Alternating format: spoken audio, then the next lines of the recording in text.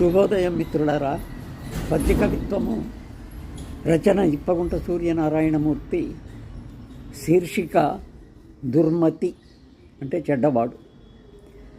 అక్కరకూడదంచు పరమాత్ముని సేవను లక్ష్య పెట్టకే, చిక్కుల నేర్చి కూర్చి పరిశీలన కందని దుండగీడుగా, తక్కెర భావజాలమున ధర్మ విఘాత ప్రచండ శక్తియవు, మక్కువలేని మానవుల మౌలిక యోచన ధ్వంసనీయమౌ.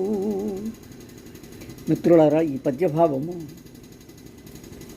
మనిషికి అక్కర అనేది ఉంటుంది, అవసరం అగత్యము ఉంటుంది.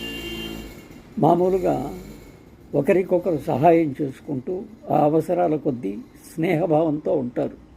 కానీ అటువంటి వ్యవహారం నాకు అక్కర్లేదు అని చెప్పి, మరియు పరమాత్ముడైనా కూడా నాకు అవసరం లేదు అనేటువంటి ఒక నిర్దయుడు లాంటి వ్యక్తులు చిక్కుల నేర్చుకూర్చి చిక్కుల్ని తయారు చేస్తారు. అవి ఒకరి మీద కూరుస్తారు, ఒకరి మీద ప్రయోగిస్తారు.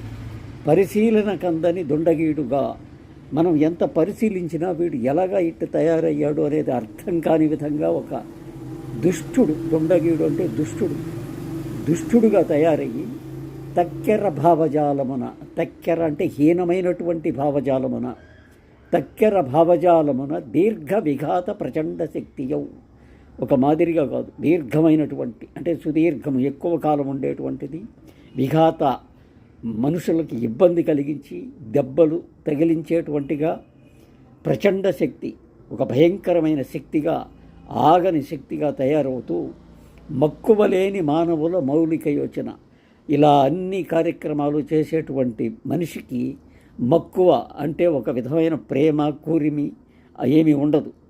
ఆ వారి మౌలిక యోచన అంటే మూలపు యోచన ఏంటంటే ధ్వంసరచనయే, ధ్వంసనీయమవు అంటే ధ్వంసం చేసి వదిలిపెట్టాలా, జీవితం అంతా ఇట్లాగే జరగాలని చెప్పి. ఇంతటి ఒక కారణభూతుడైనటువంటి వారి గురించి వ్రాసింది ఇది. మిత్రులు చదివి నన్ను ఆశీర్వదిస్తారని యోచిస్తూ సెలవు తీసుకుంటాను. నమస్తే.